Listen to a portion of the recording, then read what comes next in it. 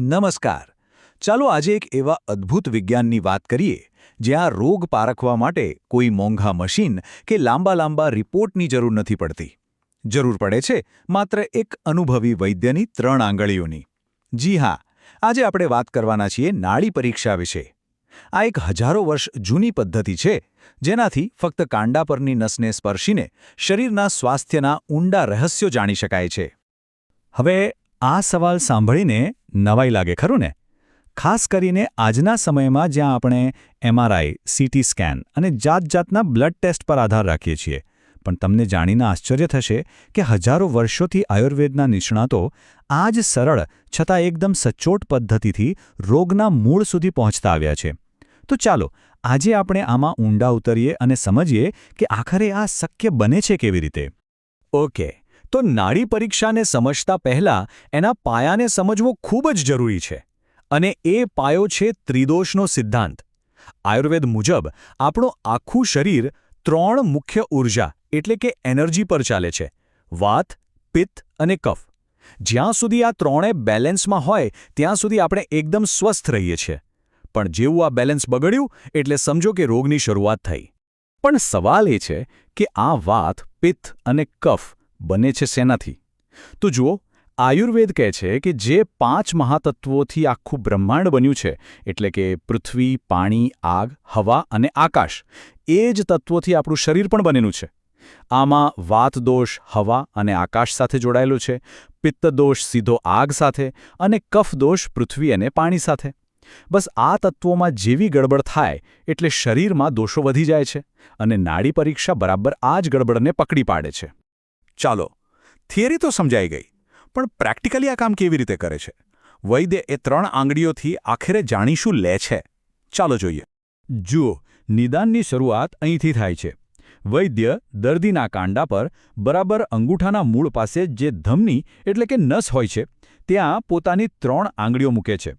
અને હા, આ આંગળીઓ વચ્ચે જરા પણ જગ્યા નહીં, એકદમ લાઇનમાં રાખવામાં આવે છે. સામાન્ય રીતે એવું કહેવાય છે કે પુરુષો માટે જમણો હાથ અને સ્ત્રીઓ માટે ડાબો હાથ તપાસવામાં આવે છે. હવે આવે છે આખી વાતનો સૌથી મહત્વનો મુદ્દો. એ 3 આંગળીઓ કંઈ એમ જ નથી મુકાતી. દરેકનું કામ વહેંચાયેલું છે. પહેલી આંગળી એટલે કે તર્જની એ વાત દોષની ગતિને પકડે છે. વચ્ચેની આંગળી એટલે કે મધ્યમાં એ પિત્ત દોષને પકડે છે. અને છેલ્લી અનામિકા આંગળી એ કફ દોષને. બસ આ જ છે આખા નાડી વિજ્ઞાનનો સિક્રેટ કોડ. તો ઠીક છે, આંગળીઓ તો મુકાઈ ગઈ, પણ એની નીચે ફીલ શું થાય છે? ચાલો હવે આના સૌથી રસપ્રદ ભાગ પર આવીએ. નાડીની ગતિ એટલે કે એની ચાલ પરથી દોષોને કેવી રીતે ઓળખવામાં આવે છે એ સમજીએ. શરૂઆત કરીએ વાત દોષથી. જ્યારે શરીરમાં વાત એટલે કે વાયુ વધી જાય ત્યારે પહેલી આંગળી નીચે નાડીનો ધબકાર કેવો અનુભવાય ખબર છે? જાણે કોઈ સાપ સરકતો હોય એવો. વાંકો ચૂકો, અનિયમિત અને ઝડપી. આ ગતિને સર્પગતિ કહેવામાં આવે છે.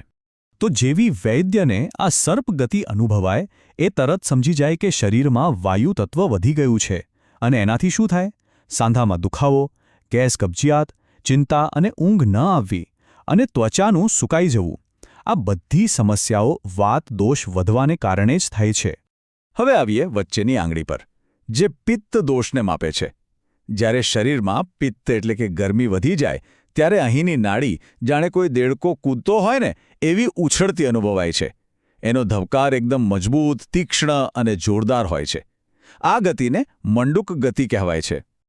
આ દેડકા જેવી ઉછળતી નાડી સીધો સંકેત આપે છે કે શરીરમાં અગ્નિ તત્વ એટલે કે આગ વધી ગઈ છે. એનું પરિણામ શું આવે?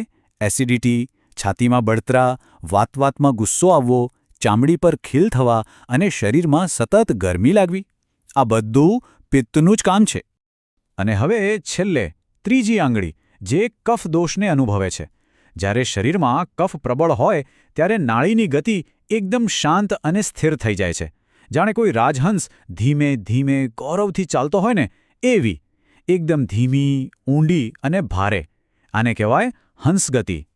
આ હંસ જેવી ધીમી ગતિનો મતલબ છે કે શરીરમાં પૃથ્વી અને જળ તત્વ વધી ગયું છે.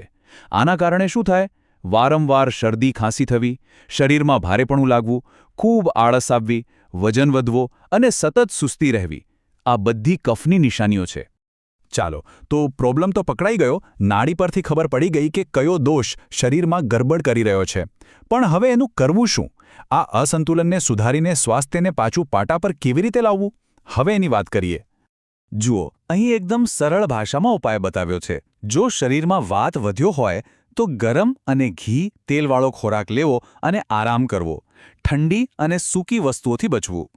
જો પિત્ત વધ્યું હોય તો ઠંડક આપતી વસ્તુઓ જેમ કે ઘી અને મીઠા ફળો ખાવા અને તીખું તળેલું ટાળવું.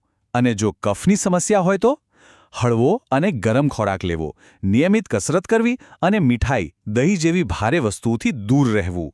હવે એક ખૂબ જ અગત્યની વાત. આ બધી માહિતી જાણવા માટે બહુ સરસ છે, પણ એક વાત ખાસ યાદ રાખજો. નાડી પરીક્ષા કોઈ રમત નથી, એક અત્યંત ઊંડું અને સૂક્ષ્મ વિજ્ઞાન છે. આ કળા શીખતા વર્ષોના વર્ષો નીકળી જાય છે. એટલે ઘરે જાતે ડૉક્ટર બનવાની કોશિશ બિલકુલ ન કરતા. કોઈ પણ ગંભીર બીમારીના નિદાન કે સારવાર માટે હંમેશા કોઈ અનુભવી અને સારા વૈદ્યનો જ સંપર્ક કરવો. આ પ્રાચીન વિજ્ઞાનનું મહત્વ સમજાવવા માટે આ એક વાક્ય જ પૂરતો છે. આ દર્શાવે છે કે જ્યાં સુધી તમે શરીરની અંદરની ભાષાને સમજતા નથી, ત્યાં સુધી તમે રોગના મૂળ સુધી ક્યારેય પહોંચી શકતા નથી. નાડી પરીક્ષા એ માત્ર રોગ શોધવાની પદ્ધતિ નથી, એ તો આપણા શરીર સાથે સંવાદ કરવાની, એને સાંભળવાની એક કળા છે. તો આશા છે કે નાડી પરીક્ષા પરની આ જાણકારી આપને રસપ્રદ અને ઉપયોગી લાગી હશે. જો આપને આ વિશ્લેષણ ગમ્યું હોય અને આવા જ બીજા ઊંડા વિષયો વિશે જાણવા માંગતા હો તો ગુજરાતી સાહિત્ય ચેનલને સબસ્ક્રાઇબ કરવાનું ભૂલશો નહીં. અને હા, આ જ્ઞાનને તમારા મિત્રો અને પરિવારજનો સુધી પહોંચાડવા માટે શેર જરૂર કરશો. આભાર.